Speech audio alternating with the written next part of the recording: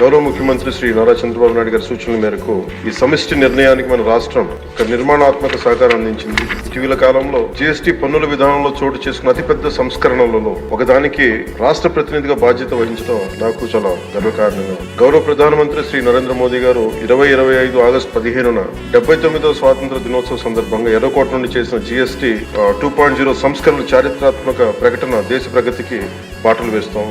ఈ సంస్కరణలను ముందుండి నడిపిన గౌరవ కేంద్ర ఆర్థిక మంత్రి శ్రీమతి నిర్మలా సీతారామన్ గారి కృషి ప్రత్యేకంగా అభినందనీయం. జీఎస్టీ మండలి 56వ సమావేశంలో వాటిని ఆమోదించింది. గౌరవ ముఖ్యమంత్రి శ్రీ నారా చంద్రబాబు నాయుడు గారి రాష్ట్ర ఆదాయాలకు ప్రత్యేకించి అనేక సందర్భాల్లో ముఖ్యంగా జీఎస్టీ వచ్చిన తర్వాత గౌరవ ముఖ్యమంత్రి గారు ఒక సందర్భంలో అన్న మాటలు, రాష్ట్ర ఆదాయాలకి నష్టం కలుగుతున్నప్పటికీ కూడా సామాన్యుల ప్రయోజనాల కోసం విధానాన్ని మనం బలంగా సమర్థించాలని చెప్పి ఈరోజు వారు కూడా దీన్ని బలంగా సమర్థించారు అధ్యక్షుడు.